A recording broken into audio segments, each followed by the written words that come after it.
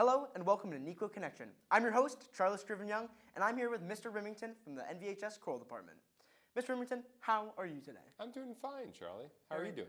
I'm doing pretty swell. You know, Okay. we have an amazing interview ahead of us. Did you do music in high school? Did you as a kid? Oh, absolutely. Yeah, absolutely. Yeah, I was involved really heavily in our music department. My high school was about the quarter of the size of Niqua's. And however, I had a really thriving music department. So I did both. We only had band and choir at my high school as opposed to also having orchestra at Niqua. But I did both band and choir, was highly involved. Nice. Did you play any instrument or what instrument I did you did. play? Yeah, actually I played oboe in the band, but I also played piano a great deal in a variety of things, both in choirs but also in jazz bands. Did jazz choirs, of course I sang in choir as well. Just about anything I could possibly do, including marching band, conducting that, playing in the drum line, you name it. Pretty much anything I could take advantage of, I did. That's awesome. I mean, just getting really involved with your department. That's just absolutely amazing. Yeah. How is music education different from then to now? That's a good question. I think my first answer would probably be it isn't really that much different. I mean, if you think about it, and a lot of things in what we study in school, I mean, you think math hasn't changed much. And same thing with music. In all honesty, it's the oldest, most natural art form of humans. And so one of the cool things is that in studying music, you're studying history, you're studying culture. And when it comes down to it, when you're studying music, you're studying the same music in the same ways probably that they did centuries ago. So in some regards, it hasn't probably changed much in terms of the art form. And the way that I experienced it in high school, honestly, probably hasn't changed much with what my students are experiencing. If there probably is something that maybe has changed is maybe it's application. And what I mean by that is this. I think people understand even more now than they did when I was in high school that the value that it has and who you are becoming as a result of studying it. For example, I think today people realize that, wow, I'm developing a lot of traits in being involved in music now, such as creativity and collaboration and critical thinking skills that are going to be really applicable in whatever I do in my future. I never heard those things when I was in high school. Honestly, I think in some regards, while at the high school level when I was there, it was a great thing to do. It was fun. It was enjoyable. It was kind of like an outlet. But I think now today people invest in music study because they see that they become someone complete, someone different, someone unique because of those experiences. Gotcha. And so that's probably one thing that's changed. But the actual art form itself hasn't changed much. Wow. Okay. Were you ever in like a band in high school or anything besides like actual band class? Yeah, I was. Nothing like really too formal. We had kind of like a variety show like we kind of have here at Niqua. I played in a couple things like that, but they were mostly just kind of pickup bands. I mean, a few guys and I or others, we used to jam every now and then, but it was nothing really ever official. We never had like fancy name and merch and all that sort of stuff. Well, speaking of a band, you're in a band now. Right? I am. And that band is Billy Elton, and they're absolutely amazing. They perform here every once in a while. Right. What's your role in the band? Great, yeah. I actually play. I'm kind of what we call the auxiliary synth guy or the auxiliary keyboards guy.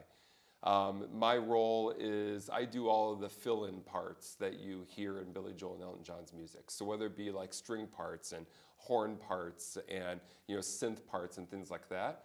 Whereas maybe Billy Joel or Elton John might have like an actual orchestra up there. Well, obviously we don't. So that's me. And so I get to basically fill in all of the other textures on two keyboards at once. So depending upon what I'm being asked to play, sometimes I'm playing both at the same time. But also my two keyboards have specializations. So one is more of a horn and synth sort of keyboard, and the other one is going to be more your strings keyboard, and they just have specialized things. And so I program and do what I need to do for whatever is needed. Gotcha. Yeah. So how did Billy Elton come to be? What is the backstory behind Billy Elton? Oh yeah, great. Actually, Billy Elton started here at Niqua. I think it was maybe about 14, 15 years ago. Mr. Spears, who's our full-time accompanist here, and he is actually a full-time performing musician also outside of Niqua. He's performed all around the Chicagoland area for a couple of decades now. And as it turns out, he's always had kind of a passion for Billy Joel and Elton John's music. He's a pianist and a vocalist as well. and that was his favorite artist growing up. And as it turns out, actually a sad story is that we had lost some dear friends of ours, teachers that had passed away way too early. And there's some scholarship funds that were made in their name. And Mr. Spears had the idea, just as a one-time event, let's see what we can do, of like just packing the place of the auditorium, basically putting on a rock concert. He asked me, as well as Mr. File, who's one of our other music teachers, and then he also asked a fair amount of his other great performing friends that have been in the Chicagoland area that he's played with for decades to come on in. We threw together this show. It was about a 2-hour show. I think we ran through about 4 pieces beforehand. Other than that, we had no idea. We just prepared the pieces. We didn't practice. We just threw the show together. We just had a blast. Just everyone in the band loved it. Obviously, the audience loved it. We raised a great deal of money. But it was so much fun. The band was just like, this is great. We should keep doing this. And so 2 years later, we tried it again. We did some other music, and it all just kind of grew from there. Since then, we've done a show at Neuqua pretty much every 2 years, barring pandemic, unfortunately. We missed 1 year. Then we've been performing in the Chicagoland area since. We've been doing private parties, corporate gigs, park district festivals. We've just basically grown out of this Neuqua experience, this benefit that we were just doing, to try to support families of dear friends of ours that we had lost. And now it's been something that's been entertaining hundreds, thousands of people for the last 15 years. That's Pretty awesome. Cool. Yeah. That's just so cool. How do you guys come up with like the playlist for what you're, just the playlist? Yeah, great question. Mr. Spears is the band leader. Sure. So he's the one, and this is the case in any professional bands. Typically you have a band leader who's basically in charge of that. They're the ones that are researching what songs maybe the band would want to take on, or depending upon a particular gig, depending upon the clientele, depending upon who we think the audience is going to be, the band leader puts together basically the playlist. But what's been neat is over the years, we've expanded our repertoire. As you can probably imagine, what we had in that initial 2-hour show, we've now, we maybe have maybe as many as 5 hours of music we could do if we wanted to. Wow. Of just you should see our book. I mean, it's just dozens and dozens of songs from the canon of Billy Joel and Elton John that we've kind of added on here and there. Sometimes we've done shows that have been an entire album, beginning to end, of just that album. Other ones we've pulled in some deep cuts, or other ones we just do the classics, and we kind of mix it up a little bit, not only for our audience's sake, but selfishly, honestly, we mix it up for our sake because it's kind of fun. Every show is always a little different. Right. Yeah. What kind of, obviously Billy Joel and John, they were performing for a long time. What kind of stuff from their performances do you guys take into your performance? What kind of elements do you guys incorporate? Great question. Actually, what's kind of interesting about our band, one of our goals is to perform their music in as authentic and in the original form as people might remember it. Billy Joel and Elton John have obviously been getting up in age, right. The last few years. And honestly, if you go to one of their concerts now, it's rare for them to perform these classic songs in the same way they did originally, because they just can't do it anymore. For example, like the keys that they used to perform in, now you find that they lower them a little bit just because vocally they just can't do it anymore. Or maybe there's some other things they've changed because they just can't do it anymore. Our goal in our band is to actually try to do them in the original keys, in the original tempos, in the original ways. So that our audience is just like, yeah, they can sing along with that, because that's how they remembered it when they first heard it on the original album. There's occasionally we do some things a little different that they have done in some live performances, because as they've performed their songs out of the studio live, they've changed some things that actually are really exciting and fun. So we've adopted some of those as well, but really kind of to answer your question, what we've incorporated is to try to go back to the originals and pay homage to that and have people enjoy the songs as they first learned them. That's just amazing. You know, just going back to your childhood and really just keeping up just with the songs, even when you're growing in age, like Billy Joel and Elton John. What is your favorite song to perform?